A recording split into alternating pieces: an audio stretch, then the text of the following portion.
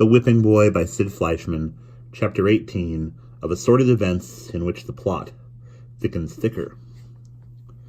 As soon as the wheels rattled on cobbled streets, Jemmy felt an immense sense of relief.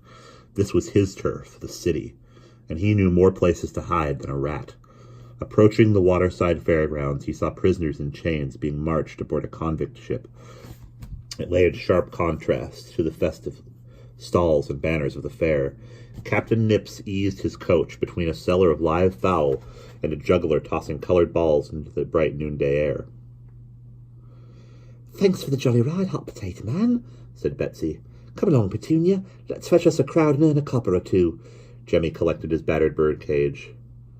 "Don't rush off, lad," said Captain Nips, hauling out a canvas load of firewood from under the seat. "Ain't I been listening to your stomach rumbling for the last hour? Do me the kindness of filling the kettle at the pump. Soon as the potatoes are boiled up, we'll feast, eh?" Anxious as he was to be on his way, Jemmy hesitated. He was powerful hungry. Then Captain Nips laid a coin in his hand. "And while you're at it, stop off at the cow lady, and both of you get yourselves a couple of mugs to drink." Jemmy picked up the handle of the kettle, but almost at once Prince Brat snatched it out of his hands. "I'll do that." "You?" Jemmy replied. "It's servant's work." "Then who'd take me for a prince toting water?" he smiled. I've never been allowed to carry anything, not in my entire life." Jemmy led the way. He never regarded fetching and carrying as a privilege. Princes and such like were hard to fathom, but the sound of merriment lingered in his head. He'd never before heard Prince Brat laugh. They dodged acrobats and a stilt walker and a harp player. Through the hubbub came a great squeaky voice. "Jemmy! Rat-catching Jemmy!" Turning, Jemmy spied a tall boy wearing a checked cap. It was Smudge, tending a sawdust pit, squared off by a broad fence, a dog and rat pit. Beside him stood a stack of rat-filled cages and a black terrier leashed to a post. "By gigs, it is you, Jemmy," said Smudge. "Reckon you call the king by his first name these days. Hello, Smudge. You give up mudlarking? I've come up in the world, ain't I? Same as you, Jemmy. How do you like me dog? Best rat-catcher you ever saw." With a practiced eye, Jemmy surveyed the cages. "But those rats look tame enough to eat off your hand." "Best I could afford. Catch me some castle rats and I'll make a special feature. The king's own rats." "Not my line of work in the castle, Smudge." "It's not true you're Whipping Boy, is it?" Jemmy felt a flush of embarrassment and dodged the question. "I've learned to read and write." "Nah!" "The bottom truth.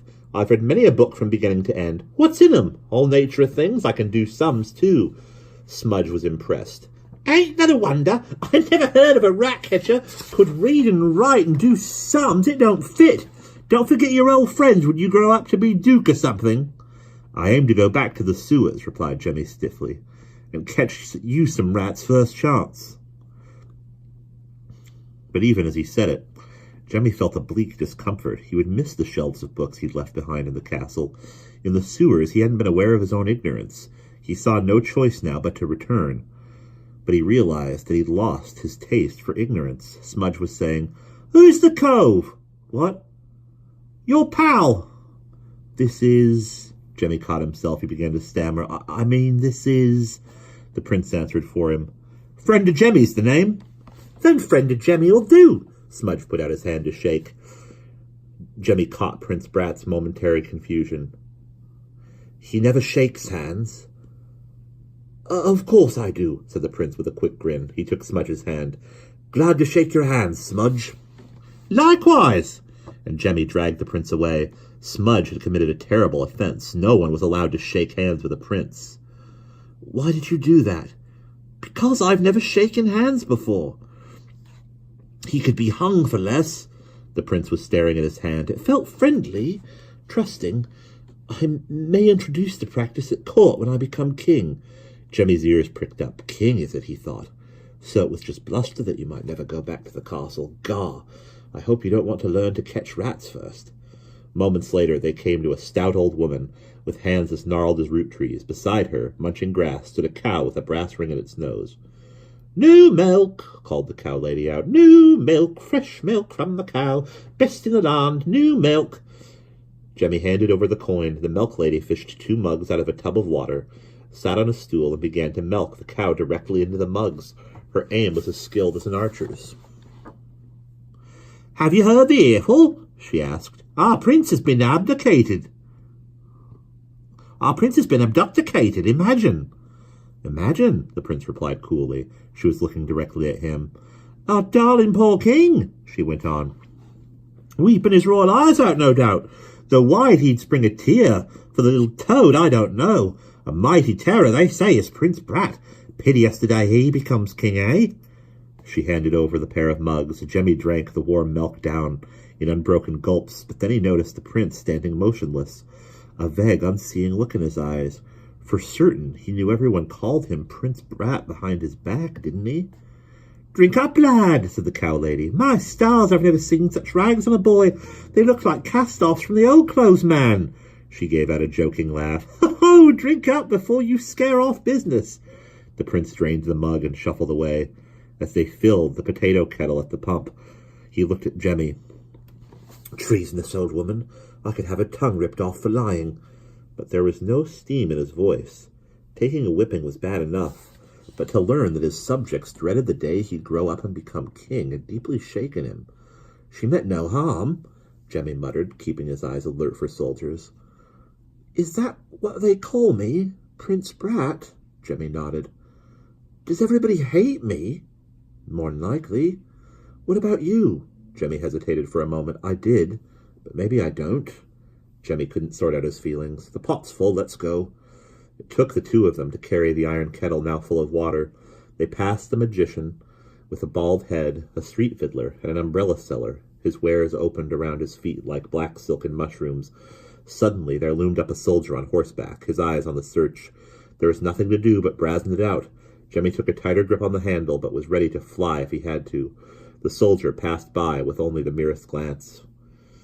What he was looking for, a prince in fine velvets. What was he looking for? A prince in fine velvets and a crown cocked on his head. Was it clothes that made a prince, Jemmy wondered, just as rags made a street boy? He had a notion that the prince felt secretly disappointed not to be recognized by any of his subjects. Wasn't he getting his head stuffed with surprises? Before long, potatoes were boiling in the pot. Not far off, Betsy had drawn a crowd with Petunia, now balancing a gentleman's hat on his nose, and then the bear began passing the hat for tips. Jemmy no longer felt the slightest concern about the soldiers. He had no doubt that Hold-Your-Nose Billy would trace him and the prince to the fair. Hadn't they fallen into the company of a girl with a trained bear? Where else would she be going? Finally, Captain Nips began spearing boiled potatoes, and Betsy returned with Petunia. "We could eat a bushel," she exclaimed, jingling a handful of coins. "Courtesy to fellow artists," said Captain Nips, refusing the money. He split open a pair of plump potatoes. "Salt and pepper." "Pepper for me, salt for Petunia." Captain Nips reached into one coat pocket for a pinch of salt and into the other for pepper. "Salt for me," said Jemmy. "And you?" Captain Nips asked the prince. The heir to the throne balked for a moment, and Jemmy knew why. He'd certainly never eaten a potato before. In the castle, roots were regarded as peasant food. I don't know," the prince stammered. "When in doubt, salt!" chuckled Captain Nips, and he began calling out to the passing crowd, "Hot, hot, hot potatoes! Captain Nips, hot, hot potatoes!" Jemmy gorged himself, anxious to be off and not certain when he would eat again. The prince nibbled at first with his fingers and then threw his royal pride to the winds. He bit off whole mouthfuls. A ballad seller was working his way through the crowd, crying out his wares. He waved a bamboo pole with long paper streamers fluttering from the tip. 3 yards of songs, a copper, old songs, new songs, sing 'em yourself. 10 verses of poor pitiful Polly will make you weep. 16 verses of that noble highwayman, Hold-Your-Nose Billy. Jemmy's ears pricked up as the ballad seller began singing a sample of his merchandise. Hold-Your-Nose Billy, a wild man be he. Hang him from a gallows tree. Here he comes, there he goes. Don't forget to hold your nose. The street song had once amused Jemmy, but now he only sharpened his eyes. He wiped his hands on his sleeves and turned to Captain Nips. "Thanks for the grub, sir." "Where are you off to?" asked Betsy. "Here's the place to put a jingle in your pockets. Can't you turn cartwheels or something?" "I catch rats," Jemmy said simply. "Rats?" Betsy made a face. "What on earth for?" "There's good money in sewer rats. The meaner the better." "My eyes!" exclaimed Betsy. "Don't you get bit?" "Many a time," said Jemmy. Captain Nips cocked his ear. "What's that running patterer yelling about?" A crow-like voice pierced the air. And then the news seller approached, his tongue wagging like a bell clapper, a bundle of broadsides under his arm. "Prince sold to gypsies! The true and genuine facts! Ink still wet, whipping boy charged with dastardly scheme! King offers reward for the unspeakable rascal! Dead or alive, full description, get your copy, keep your eyes peeled, and catch the reward!" The running patterer was selling his broadsides almost as fast as he could yell. The facts were cockeyed, but Jemmy grabbed his birdcage, backed off, and was gone. And that's the end of chapter 18.